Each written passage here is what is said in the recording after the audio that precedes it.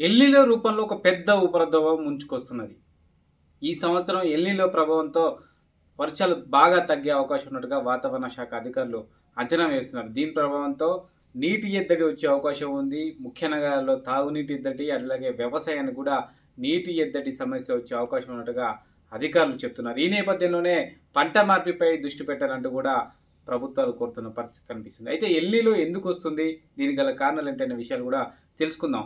2 సంవత్సరాలు వరుసగా కూడా సముద్రంలో ఉన్న వేడి బయటకొచ్చినప్పుడు ఎల్‌నినో ప్రభావం ఏర్పడుతుందంటూ కూడా వాతావరణ శాఖ అధికారులు చెప్తున్నారు. పసిఫిక్ మహాసముద్రంలో ఏర్పడిన ఈ యొక్క వేడిమి కారణంగా వర్షపాతం అంతా కూడా సముద్రం మీద కురవడం వల్ల భూమి మీద చాలా తక్కువ వర్షపాతం నమోదవుతుంది. తద్వారా నీటి ఎద్దడి ఏర్పడుతుందనేది వాతావరణ శాఖ అధికారులు చెప్తున్నారు. ముఖ్యంగా తెలంగాణలో అయితే జూలై తర్వాత ఈ ఎల్‌నినో ప్రభావం ఎఫెక్ట్ ఉంటుందంటూ కూడా చెప్తున్నారు. జూలై, అలాగే ఆగస్టు, ఆ తర్వాత సెప్టెంబర్ ఈ 3 నెలల పాటు ఎల్‌నినో ప్రభావం కొనసాగుతుంది. తద్వారా తక్కువ వర్షపాతం నమోదవుతుంది. ఈ తక్కువ వర్షపాతం పడడం వల్ల ఉష్ణోగ్రతలు పెరుగుతాయి. అంటే చలికాలంలో ఉష్ణోగ్రతలు పెరుగుతాయి. చలి తీవ్రత తక్కువగా ఉంటుంది.